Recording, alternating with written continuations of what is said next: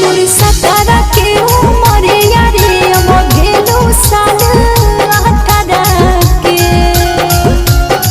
तोर बना तो रोजे जतारा रे बनी जो हमर भतारा रे तोर बना तो रोजे जतारा रे बनी जो हमर भतारा रे तोर सतारा के उमरिया गे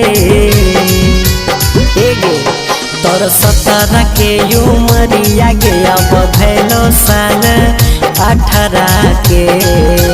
हाँ कैसे बनबो तोर भतारा